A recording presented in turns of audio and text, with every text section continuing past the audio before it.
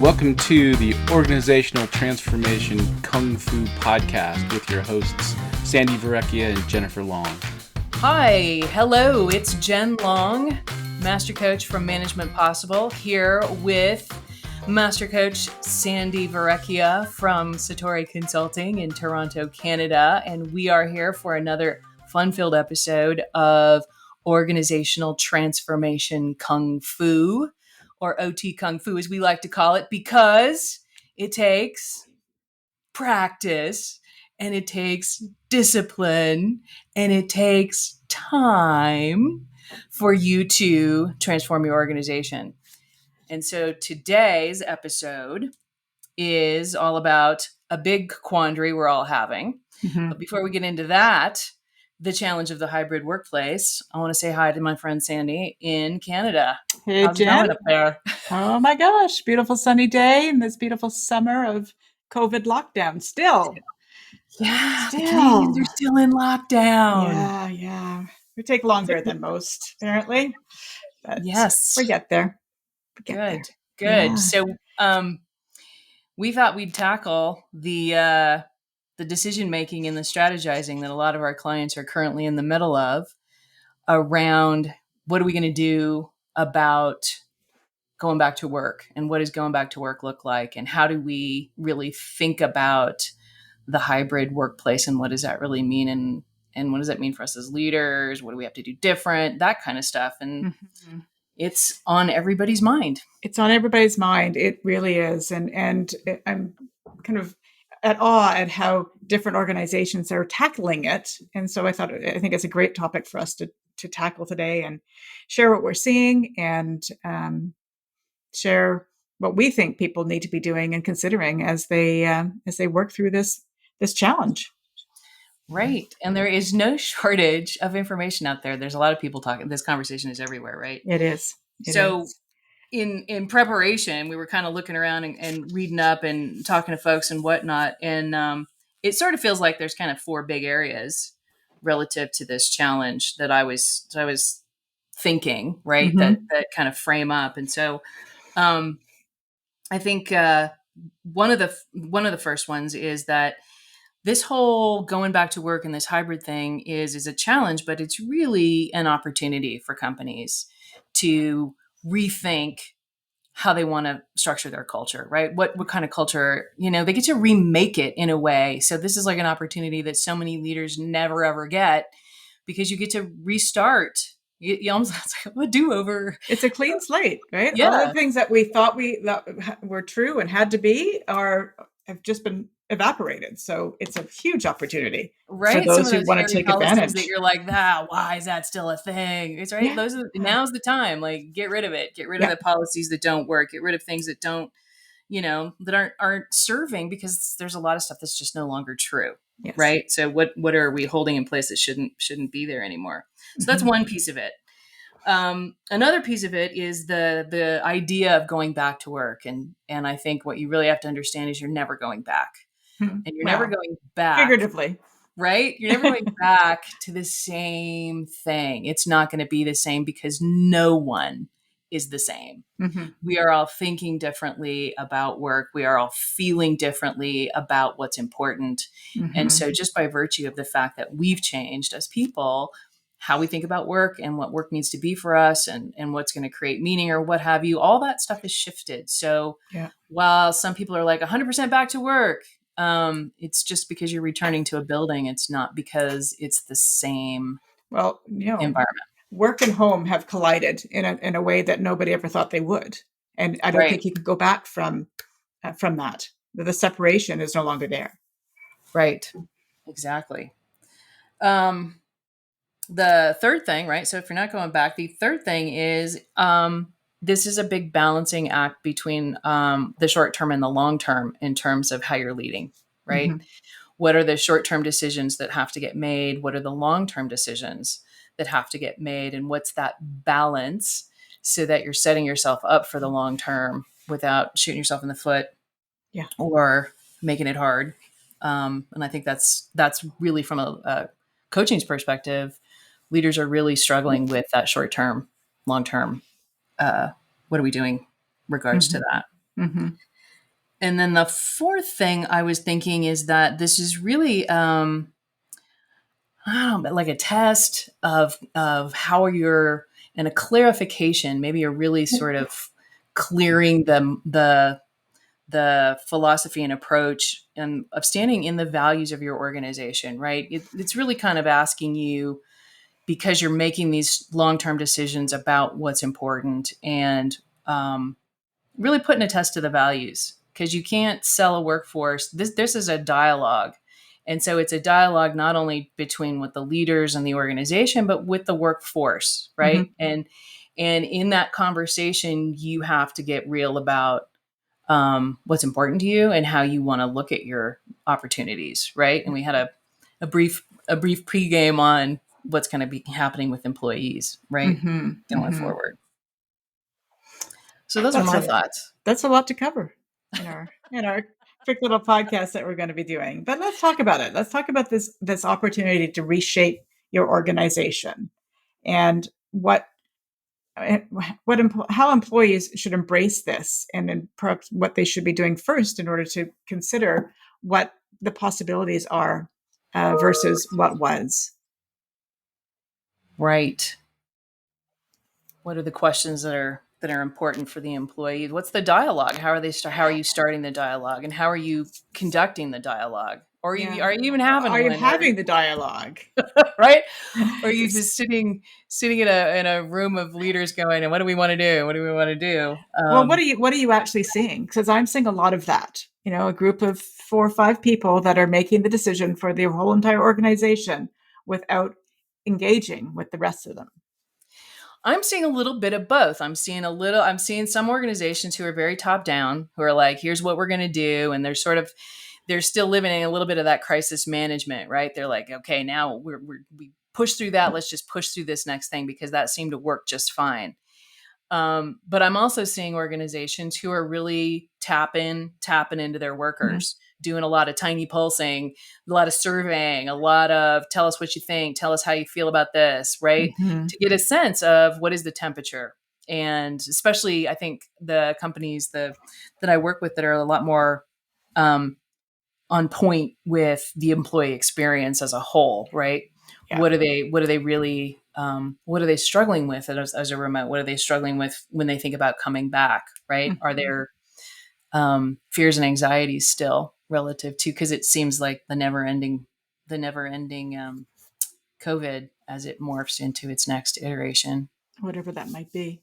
Yeah, right? for sure, for sure. And I think if organizations or leaders aren't doing that now, they should be starting to do those tiny pulses and finding out what the masses want, how they're feeling.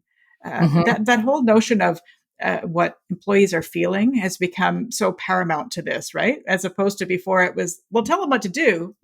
Now we want to engage and actually, which is a different dialogue for managers again, which is something that we'll talk about as well. But it's that whole notion of leading with empathy is very different from leading as a manager once was. So we're really shifting culture, and when you talk about the values and things like that, they need to shift with it.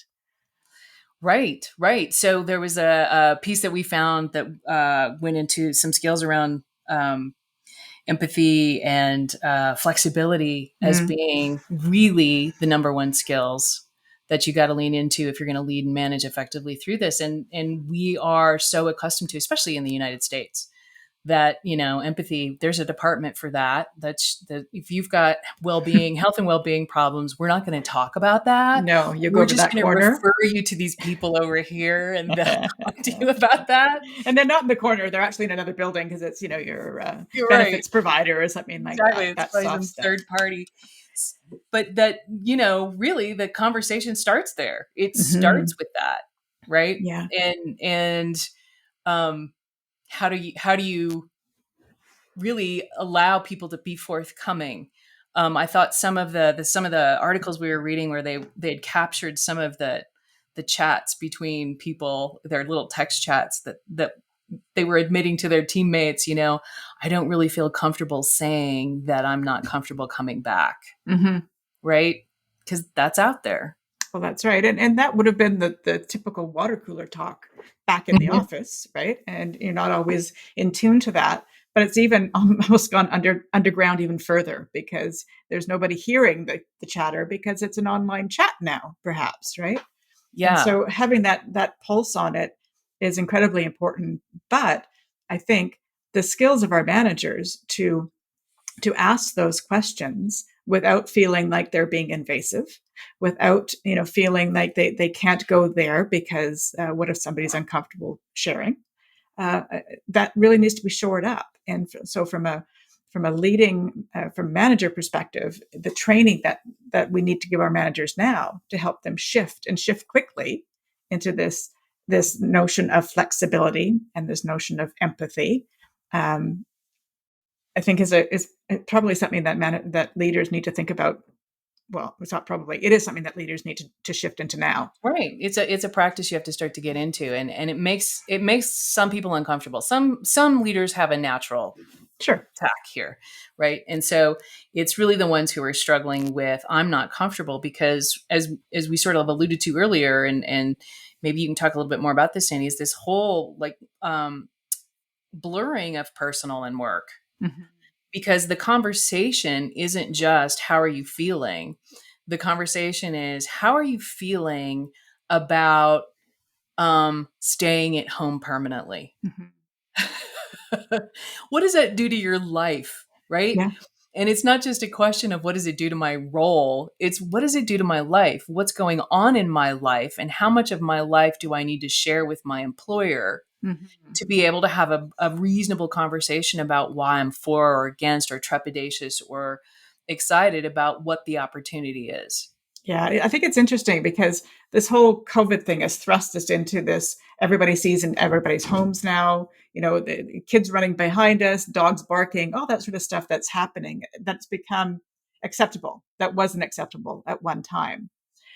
But it still hasn't opened up the dialogue for those conversations about, uh, just as you said. So I think the lines have blurred enough that managers should feel comfortable and employees should feel comfortable enough to be able to speak their piece on this, but it has to be an open environment, right? There can't be the fear of repercussions. So then it goes back down to the culture that you have versus the culture that you probably want to move into, right? Why would people hold back on having those conversations if it was a culture of trust that was built on trust?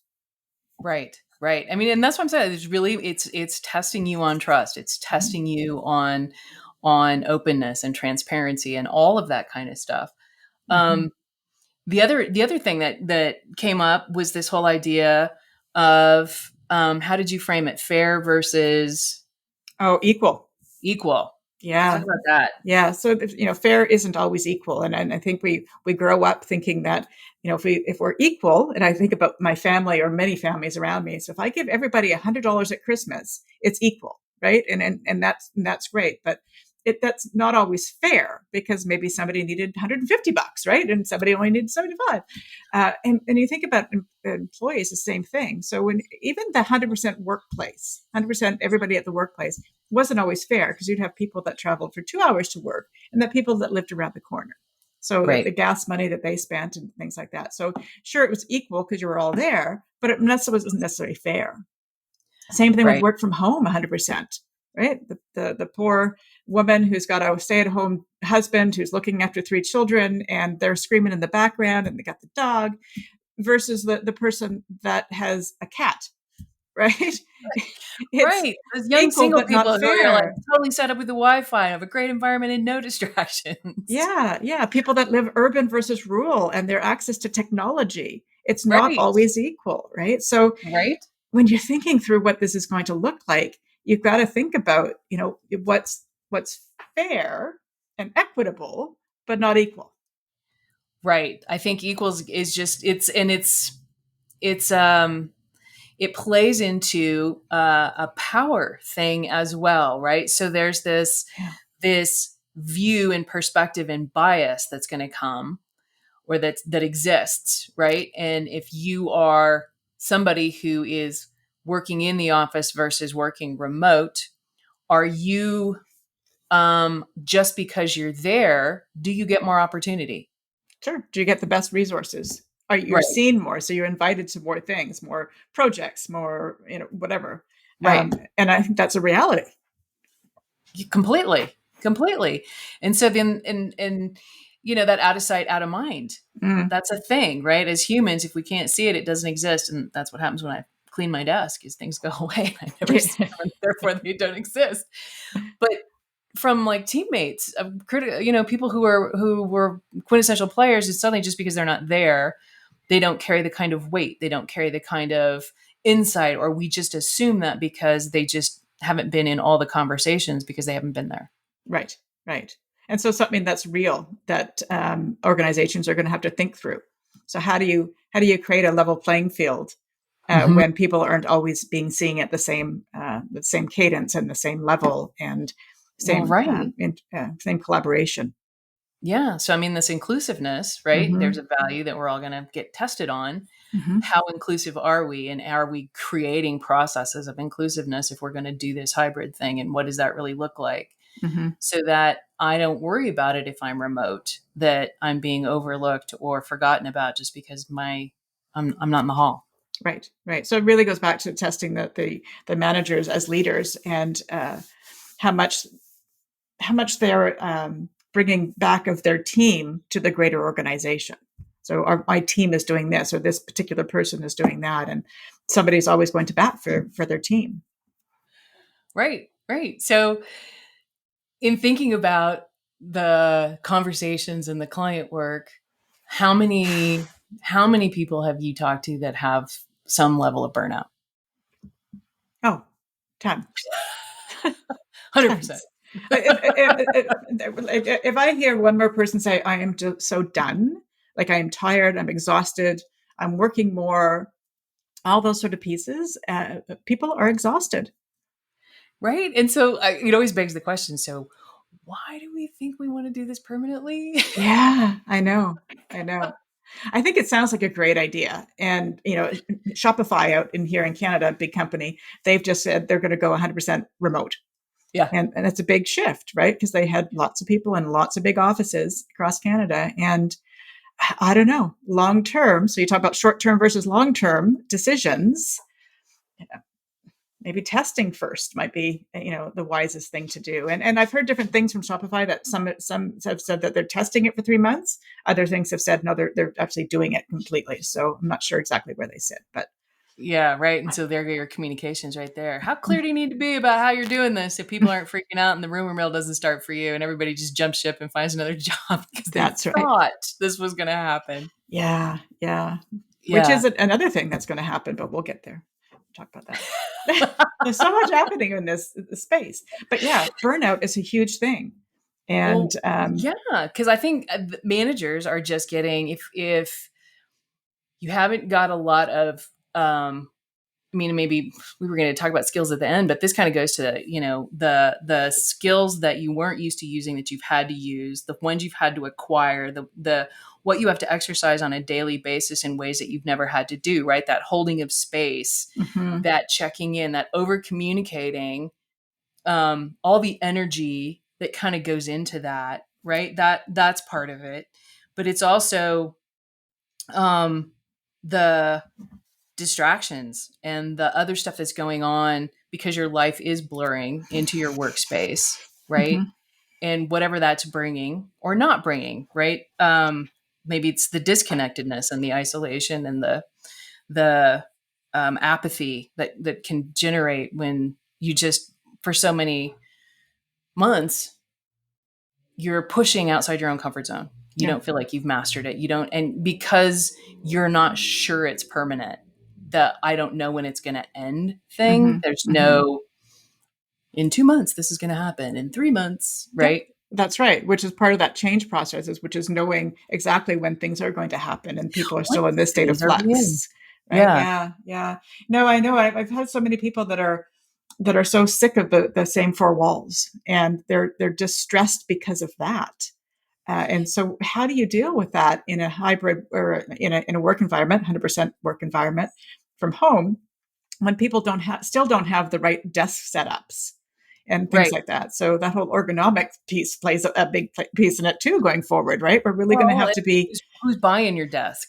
yeah, yeah. But we're going to have to, leading with empathy, we're going to really think about, the crappy chairs that people are sitting in right now, and if they're still at their kitchen table, because not everybody's workspace is set up. So, Exactly. yeah. Exactly.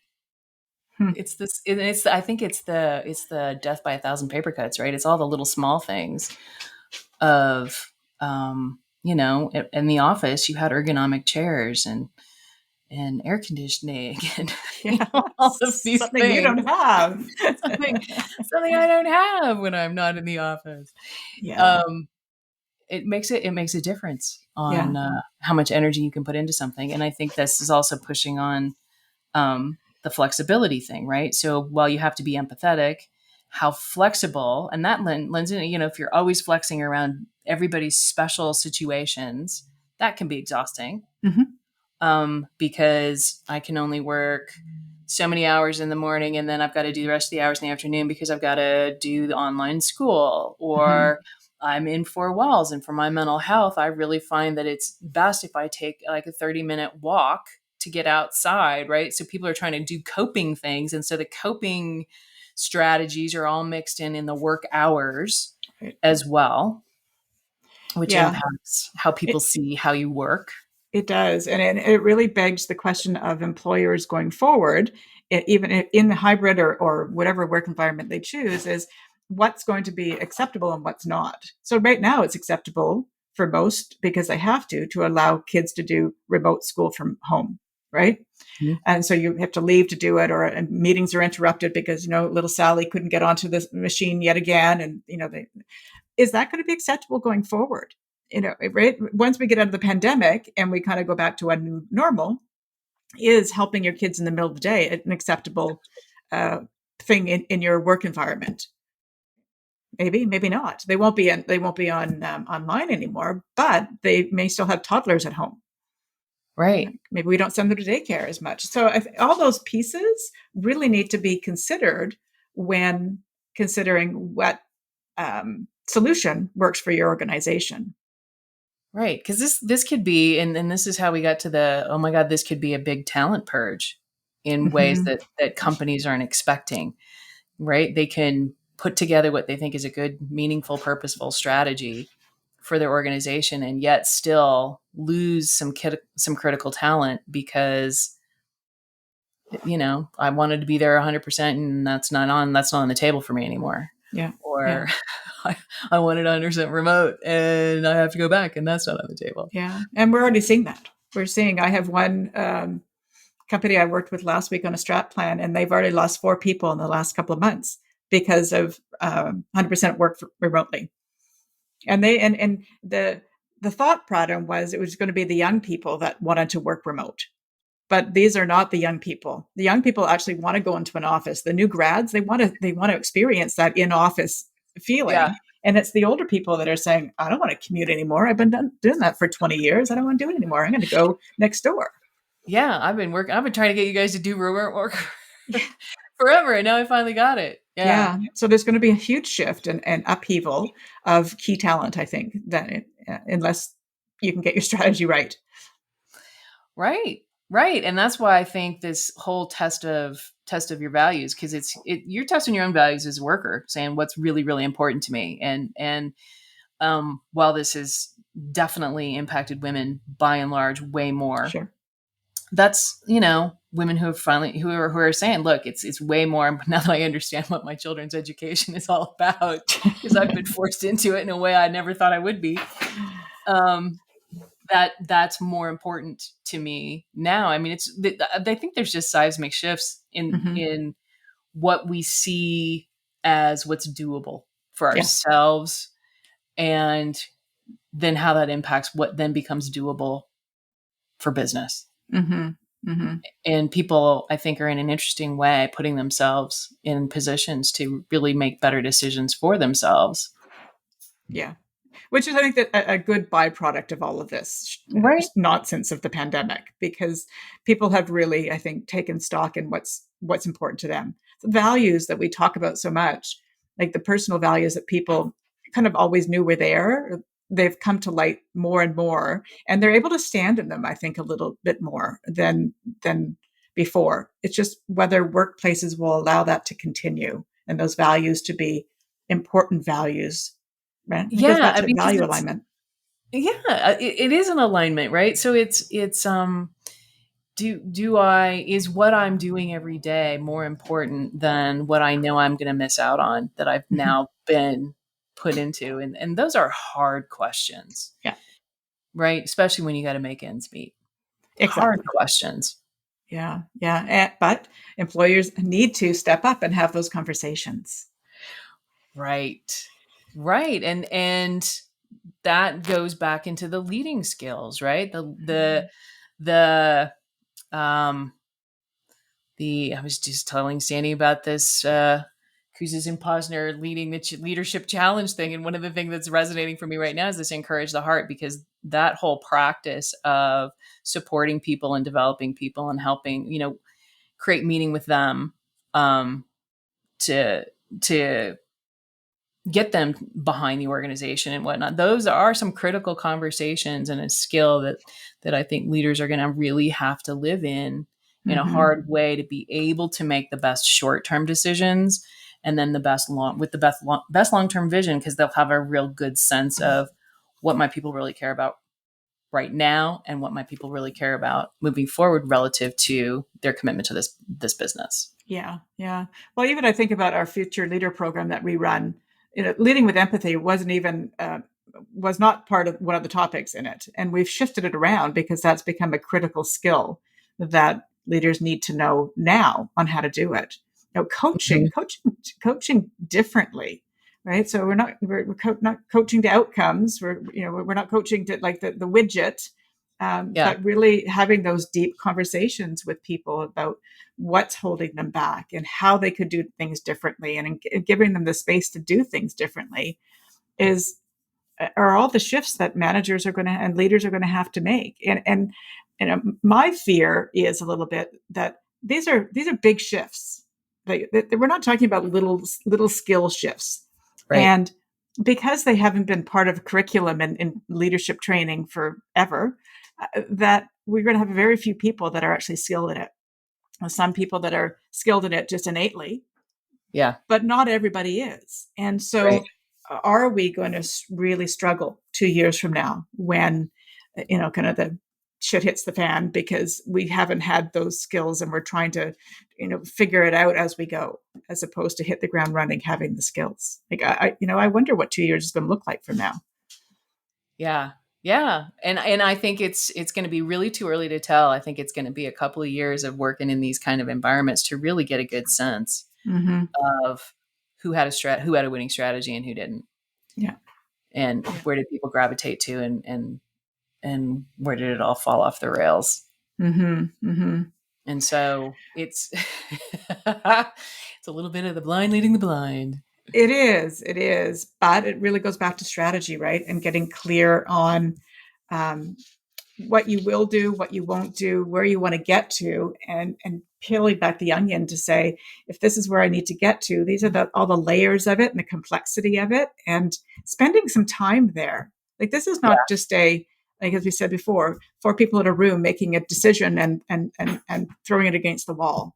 This is a Right. big decision. It's a big shift. It It is a big is. shift. And I don't know, when you're in there with the top teams, right, and they're having these conversations and they're talking strategy.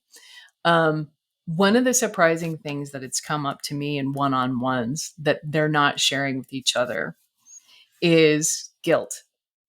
Some Mhm. executives who've been working from home are actually really vibing on it and are feeling guilty because they really would prefer it. Yeah. And they're struggling with, how do I manage a team that really wants to be together when I'm like, oh man, I've been so much more productive or whatever. I mean, they've all got Mhm. different stories about it, but there is a little bit of sense of guilt for the Mm. people who are running these organizations who are finding, oh, this has brought me things I was very unexpected. Yeah. Yeah. It's like that car commercial where the guy's taking phone calls in his car and then he's out surfing, then he's back in his car taking phone calls and just loving this whole thing, right? But Right. probably feeling guilty when he's on his snowmobile or whatever he's doing, or surfing in the Yeah. meantime. But Yeah. but it shows the balance that you could have, but it takes a bit of maneuvering, right? And Well, so right. Well, right. Because there's also, to go into another leadership practice, model the way, right? mhm, Are they judging you because they see you as having fun or just, obviously you're in a position where you can do that versus this goes back to that equity and power thing. And I think as a mhm, leader, there's a ton of bias and expectation for how you set the role and how you're showing up and what your preferences are. right, right. But I think you keyed on another point about judgment, right? Mm, Because I think that we're all judgy people. Right? Most people are fairly judgy, I think. But this environment, it's kind of created an openness where I'm not going to judge the person beside me because of their environment that they have at home. And I wonder how long that openness or non-judgmental attitude will last, or will it slide back into the norm of, but they should be at their computer, right. right? Right. And so how do you create an environment, kind of going back to our opportunity to reshape culture? how do Yep. you how do you reshape your culture to enable or disempower judgment, and enable people to be where they are and be what they need, do what they need to do, as long as you're managing the outcomes of the work that they need to be doing, right? So you're Right. not let's not manage activity, let's manage the outcomes. And if we all manage that, the company will still succeed, but we're not getting mired in the muck of, but how did you get there? Right. Right. Well, so the other piece of this that we haven't really dug into is that there's kind of a handful of working models out there, right? Yeah, yeah. one of Um, the one of the articles was about Australia, because Australia, although they've just coming out of another lockdown, because my sister's there, they tested these models early, because they eradicated early the COVID, and then it kept creeping back. But so they had 100% back to the office, yep. right, the way it Right. was, 100% virtual, everybody out. The clubhouse, when people return just for some socialization or a bit of collaboration, what they were calling it, activity based. So that whole notion of hoteling. We only going to have a few desks. People come in, they shift around, they work where they want to. And then the hub and spoke. So that whole notion of having some satellite offices around where people could Short, go wherever they would work. Where, sorry, shorten their commutes, right? Show up a little yeah, bit closer to what the environment was, or to the yeah. spoke, as opposed to going all the way into the central office. Yeah. Speaking Yeah. of, So there's my probably dog just what interrupted me. That's why your dog. my dog just interrupted me. That was that moment. Sorry. So they've had, there's pros and cons for each, right? Yeah. Some work better than others. And so the long and short of understanding why there's different models is really trying to get your head around, based on what your organizational meaning and purpose is really all about. So it goes back to Hmm. that future. It goes back to that, who do we want to be? What are we in business for? What is our mission? And what model is really going to speak to that in the best way Hmm. for the people that we've got and what kind of work we do. Yeah. And so And it it's is an really, entire change effort, right? And so the principles of change are communication, talking with people, getting input. And I think the work that I'm doing with organizations now is, how do we engage with everybody through one-on-ones or through surveys to get the pulse of everybody, and then to come back to try to make a decision based on everybody's input, but then going back and dialoguing about the fact that although we've come up with this idea, so let's call it hybrid, which may not feel fair to everybody. Mhm. Teams need to get together and say, well, how do we rework in this environment now? So how do we communicate as teams? If so and so's not, if people aren't going to be in the office, and so you're going to be in the office some days, and so creating team norms is going to become incredibly important. and talking about the pitfalls of this and celebrate the wins of this is kind of how I'm structuring with people to really get the buy-in of people longer term, right? So engaging with people, listening to people, coming up with the best right solution for everybody, Right. but then having people kind of figure out what that means for them. So the Right. dialogue doesn't stop with this is what we're doing. The dialogue stops with, well, probably doesn't stop, but it continues on with at the department level to say, how do we make it work for us? Right. How does this model help our team? How does our team align to what that is? What are our Mm-hmm. strategies? Right. It's all gonna roll up and be part and parcel. And just because there's 5 different models, your organization might be big enough to actually try all 5 in Sure. different parts of the business, right? So there's that on top of it. There's all this added complexity. It's not like we're going to be 100% and it's the whole company. Maybe just one aspect of the company is 100%, and maybe one AOR is hub and spoke, or maybe one AOR is hoteling. Mm-hmm. Mm-hmm. And And right, does it and if have to you get be? promoted Does it and have? move around the organization, maybe you get to try them all. Yeah. And and if we make a decision today, does it have to be what the same decision is 2 years from now? Right? There's no Right. reason why you can't try it, fail at it, and try something different. Right. This is what Agile is all about, right? Let's Sure. learn and fail fast and make the best decisions going forward. The downside of all of that, and this goes to the burnout, is how much change can I stomach? How much Sure. change can we manage? And so that's where those decisions will always lie with the employee based on where they are, right? Yeah. And so I think part of the strategy is be prepared to lose some talent, Yeah. because no solution is going to be the best solution for everyone. Mm-hmm. Just like today, or 18 months ago, when we lost talent because of many different reasons, right? Right. But you want to make sure that you're losing them for the right reasons. And so if it doesn't fit with them and your values don't fit and they're leaving, maybe that's okay. But forcing something into and not without communication, without engagement, and things like that is, you don't want to lose people because of that, right? So Right. you need to, communication is critical, and it builds trust, right? That you're doing the Right. right thing for the organization and for the Right. masses. Right. And as far as the trust goes, just remember, right? Trust works in direct proportion to the relationship, right? If the Mm-hmm. relationships weren't good to begin with, the trust will break very quickly. Yep. Whereas if the trust was there, you'll be able to do some experiments and try some things before trust becomes the issue. Right. So And so I think if you didn't sometimes have, it's like, oh God, one bad decision, it's all going to fall apart. And it's like, no, think about the culture that you're coming from, right? If you've had a yeah, culture to begin with, yes, be careful. But if you've yes, had a solid one and you're nervous about it, you're going to have some grace to get it right. yeah, that's right. So if you didn't have a good trusting foundation, then take that, step number one to redesign your culture. Right Right. now, Correct. This is your opportunity. Now is your time. This huge. is your moment. Yeah, This is your yeah. moment. So with all of that, I mean, I think the big message for listeners is it's coming. Get ready. Radical empathy Mm-hmm. and flexibility Yeah, and trust, and the deeper conversations and dialogue are the things you're going to be investing in heavily as you approach this strategically, short and long term. yes, that's right. And be strategic about it. Make it part of the strategy that you're building, not a side conversation that's happening, right?